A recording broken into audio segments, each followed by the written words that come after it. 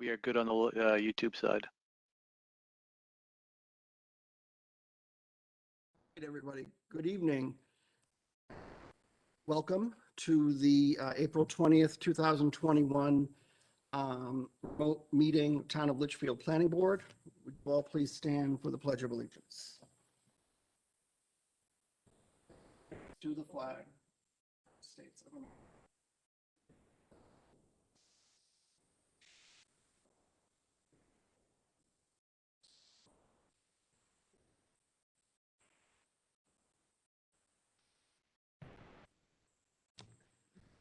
We have no alternates, but we do have members this evening.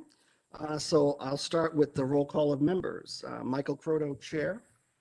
Stevens, member. Lee Queen and Selectmen's Rep. Kate Stevens, Vice Chair. James Buffetti, member. Curtis Sampson, member. Okay. First, we're going to start out with public input on non-agenda items not on the agenda for this evening. Is there any public input from the members of the public on non-agenda items on the agenda? Hi, this is Rick Fabreau. Yes. Can you hear me? I can.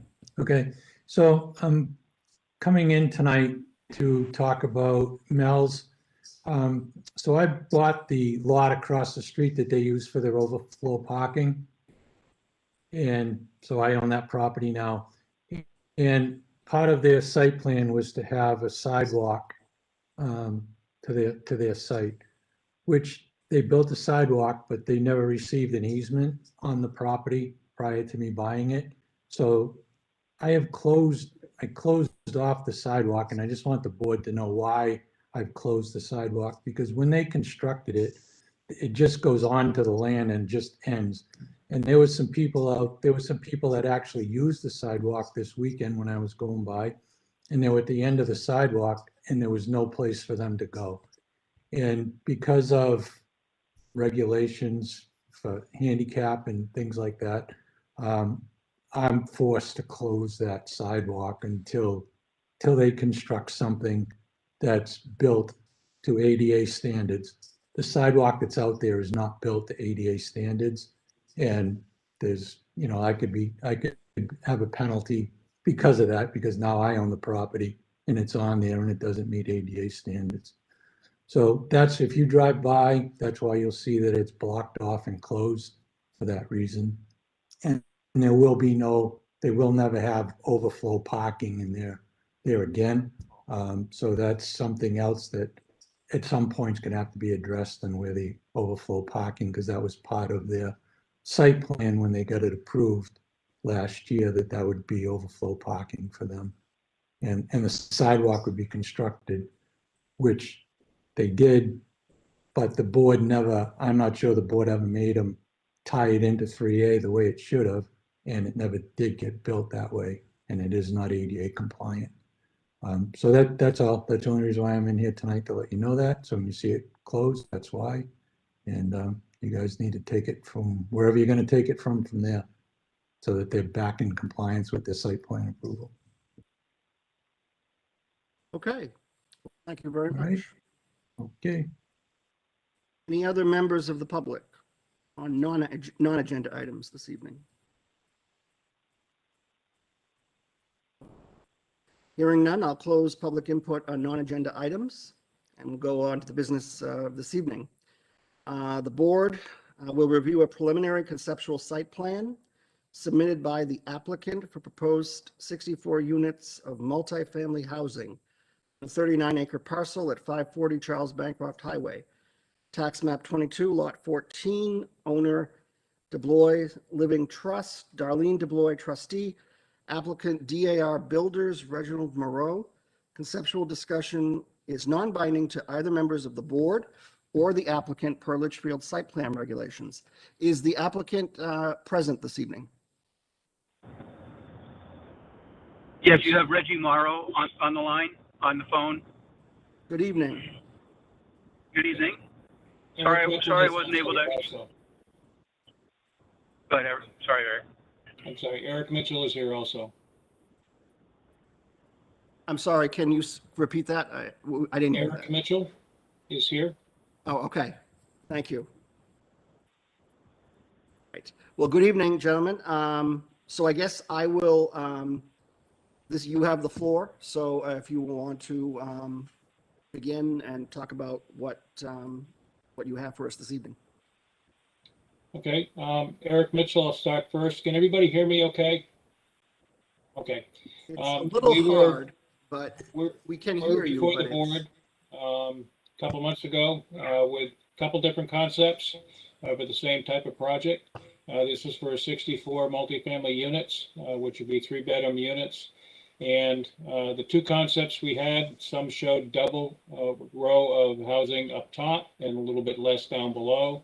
And another one had showed just a single row facing the highway and more units down below in the back. With some of the comments that we had from the last discussion, we have brought back this concept, which just shows the single row up on the back side of the field up on top. We've actually moved some of those. Unit 1 is a little bit further away from where the power easement is, and so we made some adjustments to that. We've also been out there and had done test bits. We've shown areas where we would be putting proposed septic systems and look more closely on the site.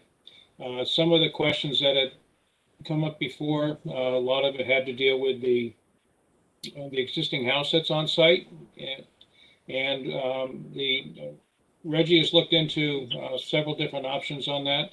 That would be one is to repair it and fix it up for additional use, whether that's rental or something like that. The second would be not what everybody would want, but it would be to take the building down because it does require a lot of repair work to be done. And the third would be to help facilitate perhaps having it moved maybe to the south down to the town's property down there.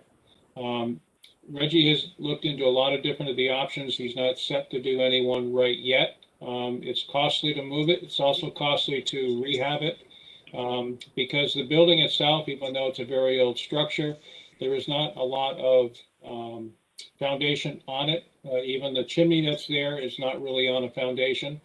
So there's a lot of work structurally to get the building, one, to revamp it, or two, to have it moved. But he's not set in any one particular way, and it's something he's still in the process of looking at. And he's also looked into a little bit more of the historical aspects of the building. So that option is still open to keep it or to move it. The site itself is on municipal water, and we have received a letter from Pennachuck that they will supply water to the site. We were also asked to check into New Hampshire Department of Transportation, which I have.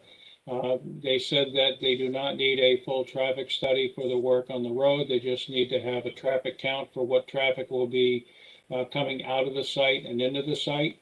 We do have to file for driveway permits for each of the entrances, which we will. And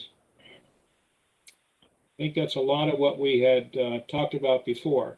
The main reason why we're here tonight is just to confirm that the layout we have seems to be reasonable and better than what the two that we had before. This is a little bit better, and Reggie would like to proceed. The majority of the land you can see underneath the power line and also to the southwest part of the site will either remain in as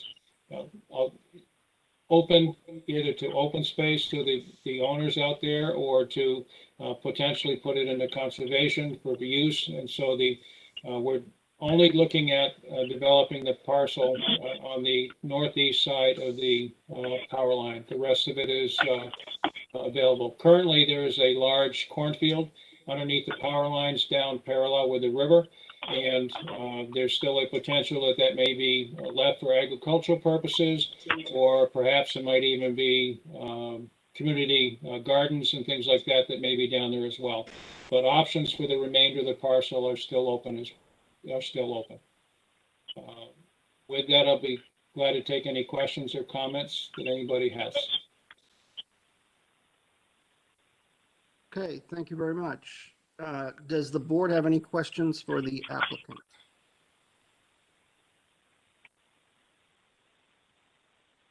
Make a comment. I appreciate you coming in and, the fact you're even thinking about doing something historical or conservational, agricultural, or community says a lot, and it can go either direction. But we just appreciate you even bringing that up because a lot of people would not. So thank you.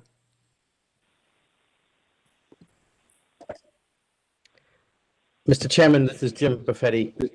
Can I just ask, Eric, when you talked about community gardens, you talking about available for the people who are living there or for the larger Litchfield community?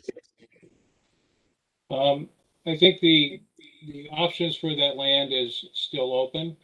Certainly one aspect would be perhaps for the people that are there, but if the land, and I'll use the term loosely, goes into conservation, then, and if the town has some sort of right of ownership, then perhaps people can come in to use it.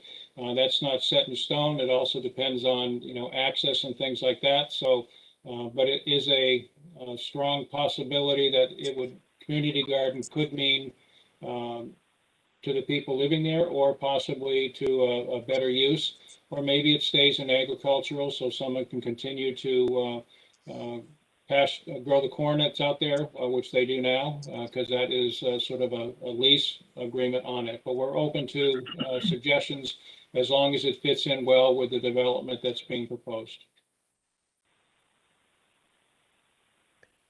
And I think we talked about this last time, but is there a homeowners association planned for this development, the subdivision? I believe so, and Reggie can chime in. I believe that this will be a condominium, but a lot of the units will be, Reggie is not looking to sell all the units individually as condos. A group of them will be retained for ownership and rented out. But Reggie, if you're still here, you can speak to that as well. And that's all something we will address also when we come back formally with the board. I think you're accurate in everything you said there, Eric, at this point. Yep. So that means that you would seek to register as a condominium with the Attorney General's office? That is correct. Okay, thank you. Just curious, I know right now, and I know that the town did work a while back with the conservation land and down 3A, putting down that white fencing that's on 3A. Is that going to be removed, or well, obviously for the getting into the access to the property, but is all of the fencing there going to be removed, or is part of it going to be left, or how's that going to work? I'm just curious. Sure. Our intention is to try to keep it looking as much the way it is as we can, with it, kind of like the stable look out front. That is the thought process, and that's what we have in our design there. So if you look at that green space in the front, we would be using that corral fence to incorporate, and to separate that from the highway. And I would think that we're probably going to even enclose it so that it does look like as if it's a stable of sorts, and that would be part of our common open space area. Thank you. Mr. Mitchell, I have a question about the traffic. Yes. Can you hear me okay? All right. Yes, You said that the state is not asking for current road traffic counts on the road. They just need to know what is added by the new development. Did they give you a reason why?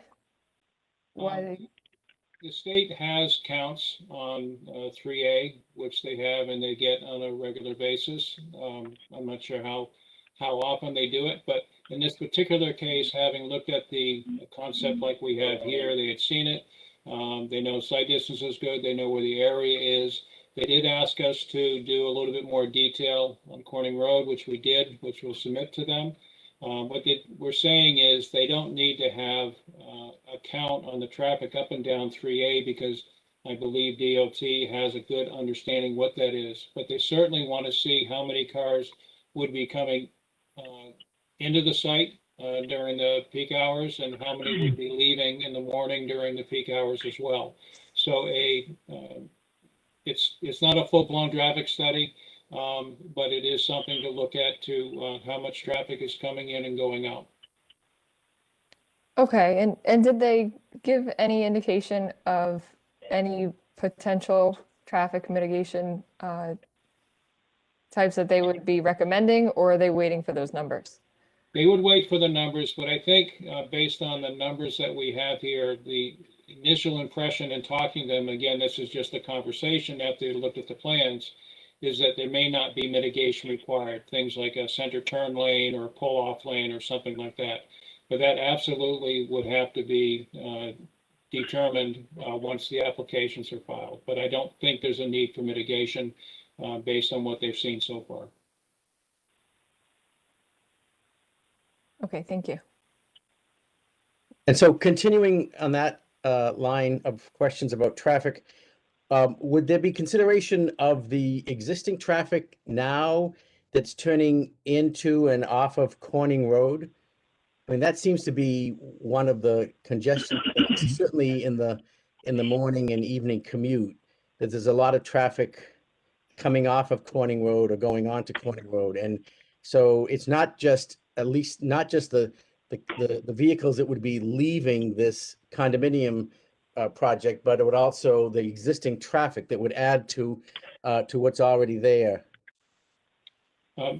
That's all something that, because they did ask us to do location and that of physical location of Corning Road, we'll be giving them to them. Our entrances into our site or exits, whichever way you're looking at it, are probably at least 600 feet or more from Corning Road. So certainly we're not going to have any conflict of people determining whether they're pulling in or pulling out or having a top. So we are quite a distance away. If you happen to see the plan, the 600, 700 feet from Corning Road to our entrances. And so I thought that initially the number 64 was the number of multifamily units. Is that what it is, or is it 54? 64. If you misunderstood me, it is 64, and that is what's shown on the plan. So maybe I'm just, so I read note number 1. Is that a 5 or a 6? It looks like 54 multiple family 3-bedroom units. It's actually a 64. It may even not have been printed. That's the problem with small plans. It is 64. Okay. It was. Thank you. Yeah, it does look like 54 when you look at it. Yeah. Okay. Thank you. Okay. So you're gonna do, I mean, it looks like you're looking to put a septic in. Are you gonna need any, you're gonna have to go through DES for permitting for that, or does that work in terms of the septic? The septic systems do require individual permits for the septic for the buildings. We have actually placed the septics also in an area where we're not impacting. They have something called nitrate setbacks, and the bigger the septics and the closer they are together, the farther they have to be away from adjacent lot lines and things like that. So what we've done is we've broken it up. Instead of doing a few very large septic designs, we've broken it up so each building is pretty much on its own septic, which helps disperse it throughout the site. The soils out here are well drained, some sands and gravels, so they're are pretty good. There are some places down where you see the wetlands and that where it's not quite as sandy down through there, but the areas that we've done test pits up on the upland and around, water table is fairly deep. In many cases, 4, 5, or 6 feet, or perhaps a little bit deeper, which is very good.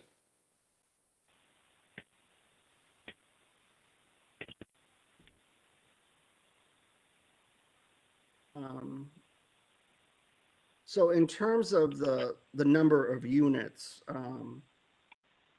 is that going to be, I mean, is it going to be, you looking to put exactly 64 units, or would that number change at all?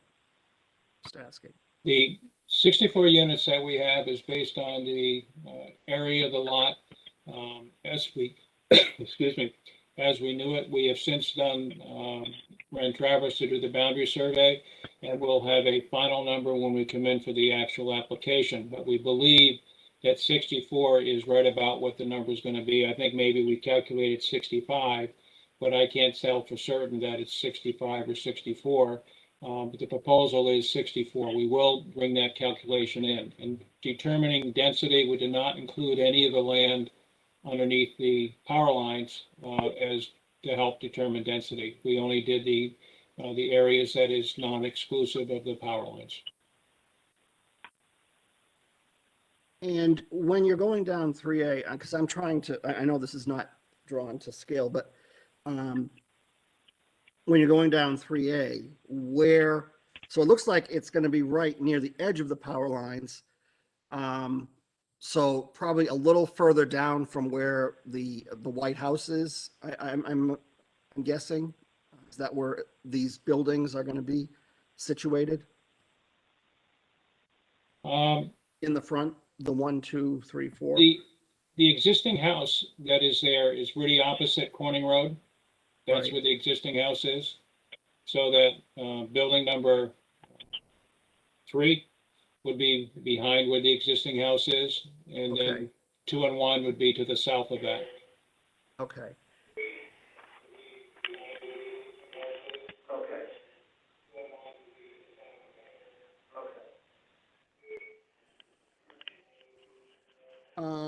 I know that for members of the board, we did get from the applicant, and it is in the your packet tonight, what the conceptual design of the front view of the building looks like. I don't know if anyone wants to take a look at that. Anyone have any questions about that this evening?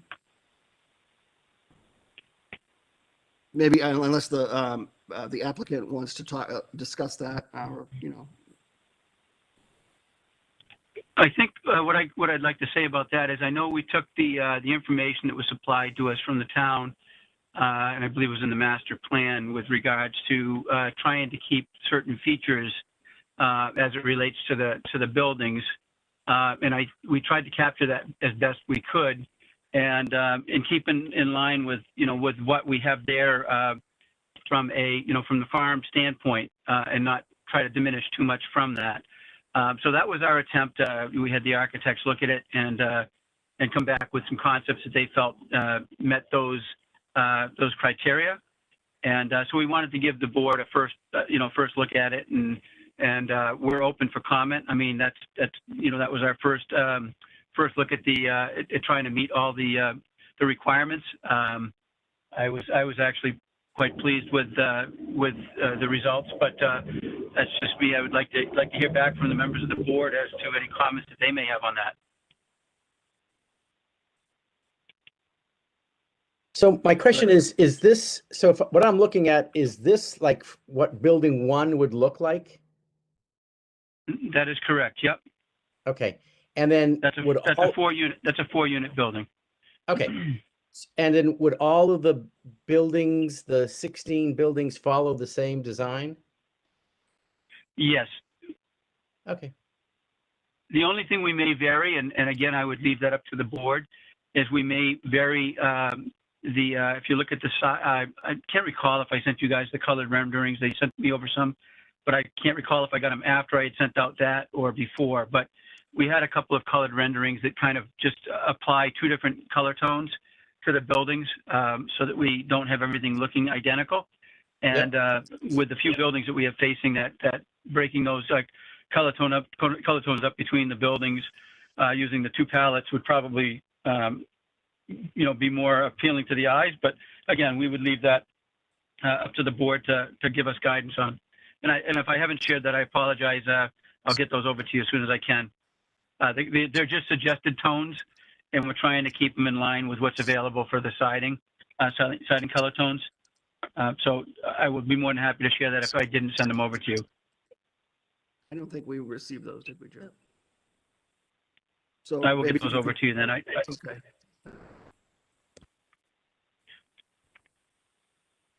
Do you mean that the entire building will be a single color and then the next entire building would be a different single color? Or do you mean it would vary No. within that single building? So, yeah, thank you for that question. The intent, what we're looking at is if you look at the barn style, the barn center of the building, Okay. the intent was to keep that red. And then the two little wings that come off of that before they hit the next portion of the structure, that would follow the same color as the barn. And then the main structure would remain, the main structure that you see, the two-story structure with the little window eyebrows, those would stay in the white tone. And then the two end wings would go to either a green or a brown. Okay. Yeah, I appreciate the kind of homage to the red barn, and I think that would help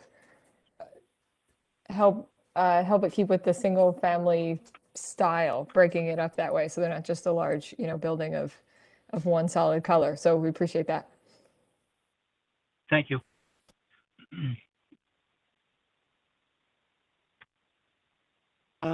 Jay, I know you're on the WebEx this evening. Do you have any comments? Yeah, I'll stop sharing. Hold on, let me stop sharing. I mean, wait a minute, if I unmuted myself. Just a few comments. Just, kind of starting with the historic home, I do appreciate the interest or effort in preserving it. Just from my perspective, that is one of the oldest houses in Litchfield, at least according to the Historic Resources Survey, one of the few remaining 18th century houses. So, preference when it comes to historic preservation is always preserving it on site if possible. If not, second preference would certainly be moving it, versus taking it down. I also appreciate the interest in preserving the active agricultural land on the property and, pursuing some sort of easement. I think would be ideal. Certainly it's going to stay an open space either way.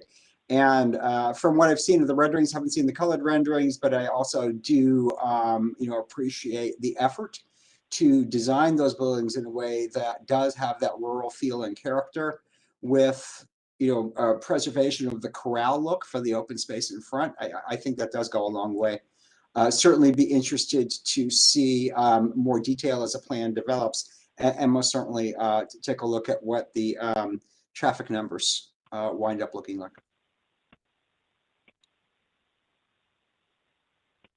That's all I've got so far.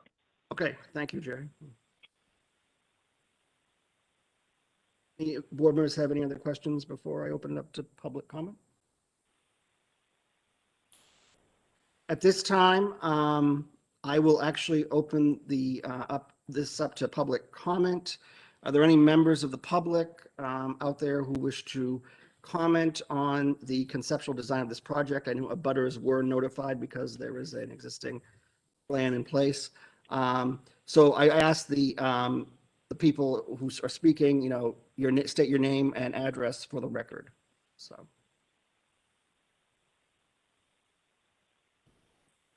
Anybody?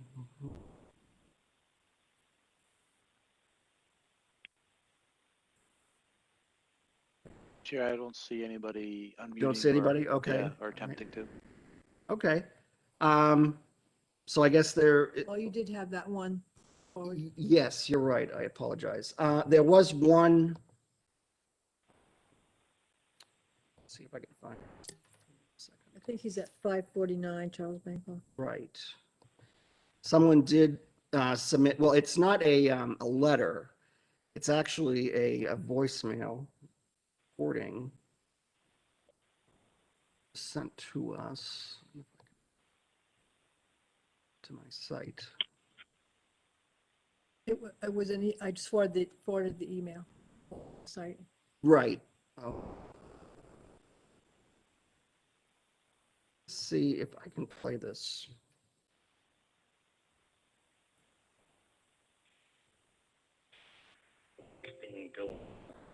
Charles, 1540 Charles Bancroft Way, I live on 549, and the amount of units that you plan on putting in there is going to adversely affect the traffic in this area. It's already very large, and that will dump another 100 cars onto this road. And I think your project is way too large. So that's my objection. Thank you. Did everybody hear that?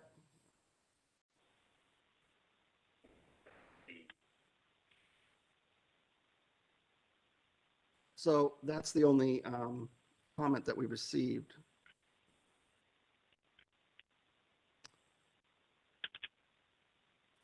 So if there's no other members of the public who wish to comment, I'm going to close public comment. Anything else from members of the board? Or anything else from the applicant this evening?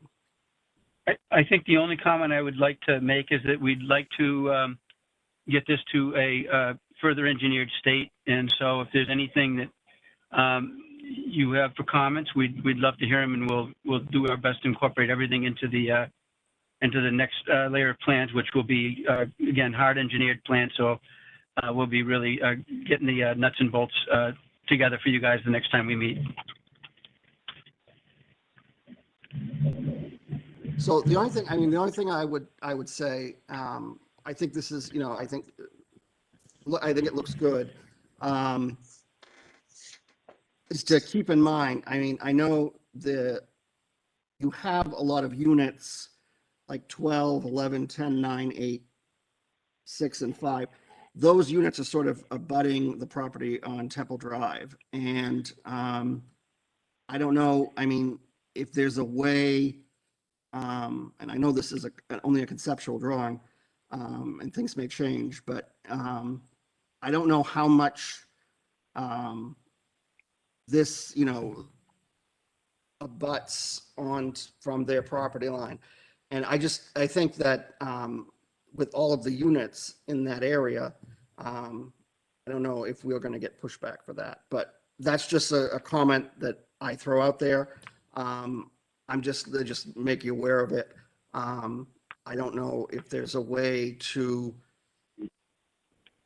make it so that it isn't so much, again, it's not drawn to scale, so I can't really give you an exact idea, but I don't know how much of the property abuts from Temple. But those properties on Temple certainly are going to be impacted, especially within their backyard. So I guess I just throw that out there. Just keep that in mind. Other than that, I think obviously you have discussions with DOT. I would encourage maybe having more of a conversation with DOT as you continue, and as things change, that you just keep us informed. I don't know if there's a way to minimize the number of units so that you're not necessarily impacting as much on abutters, but again, those are things that just to think about, and I only bring them up because it's part of the conceptual. So, and those are my comments. So, but I think you've done a good job trying to emphasize the character of the town, and we're looking forward to looking at the colored renderings to see what those look like. So that's all I have. So.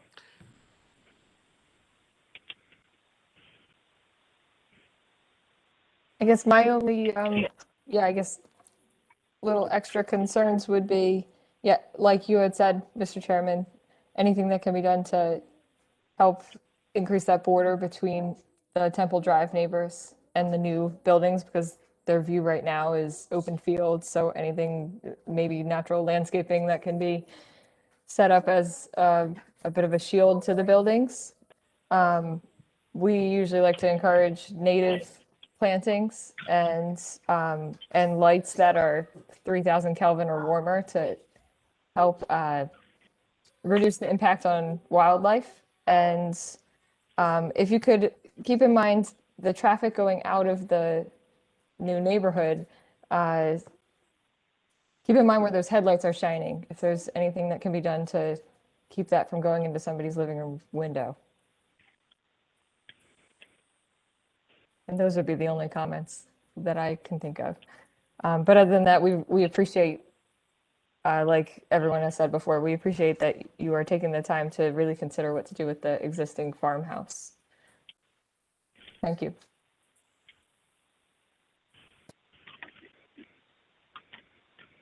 Kim, do you have anything else? No, I think it's very. Anybody have anything else? All right, well, I appreciate the applicant coming in this evening, and definitely think you've heard from us, and hopefully you have any questions or anything, we can get in touch with you, questions or anything. But I think it's a it's a start, it's a step forward, and hopefully looking forward to see what you have next time. So I guess so. So appreciate your coming in this evening, and sure you'll keep us posted. Thank you. Thank you. Thank you.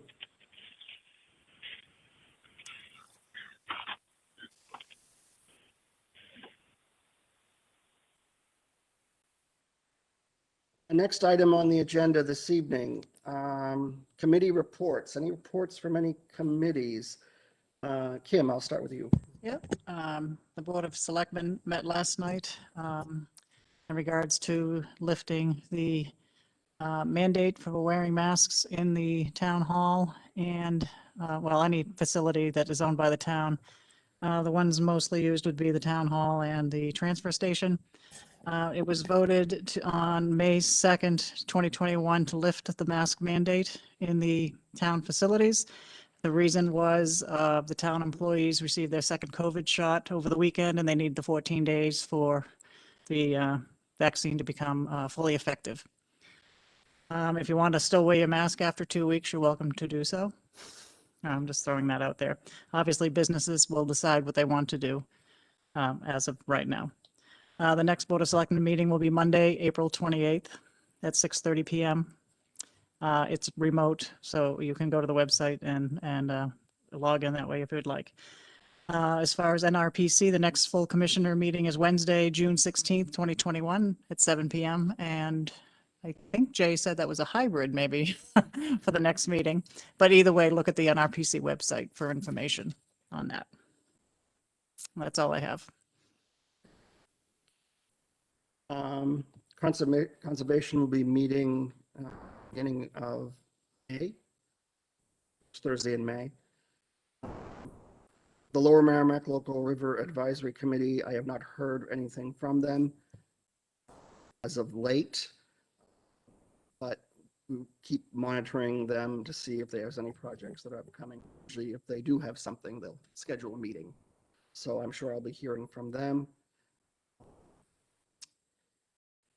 The Capital Improvement Committee did meet last Monday night for the first time in 2021.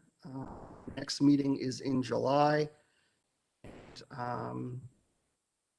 Have discussions at that meeting regarding both the town and projects and school projects. So one of the things on the agenda, I believe, is road maintenance. And for the school, I think the Litchfield Middle School and the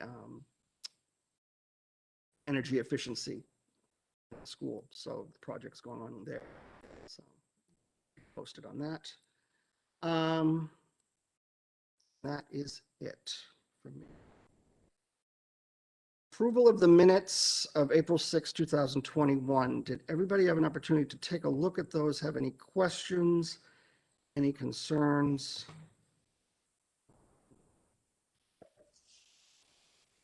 I make a motion to approve the minutes. Second. Okay, I have a motion, I have a second to approve the minutes of April 6, 2021. Do I have discussion? All those in favor of approval of those minutes, please signify by saying aye. Aye. Aye. Aye. Those opposed, abstained, motion passes 6-0-0.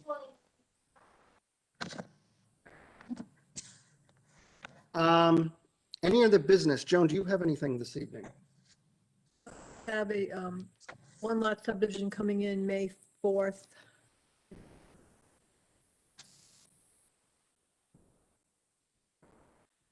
Jay, do you have anything? Okay. No, nothing new. Okay. The Um, in logistics center, all that happened at the last meeting was they were asking, they just went back and forth some clarity on some, issues, but they haven't made any decisions yet. The applicant asked for a timeline for when they'd make decisions, and the board was pretty hesitant to give them any kind of timeline. So it might still be another month or two. Any idea when their next meeting is, Kate? Or did it say? I'm sorry, I don't know off the top of my head, but I will send you guys a note when I find out. Yeah, I can double check as well. Thank you. I have nothing else on the agenda. Anybody have anything else? Nothing? So I guess I'll entertain a motion to adjourn. So moved. Motion, we have a second. Second. Discussion. All those in favor of adjourning this evening, please signify by saying aye. Aye. Hi. Those opposed, abstained, motion passes 6-0-0. All right, thank you, everybody, for joining us this evening, and thank you guys for being on the WebEx. I'm sure we'll see you very soon.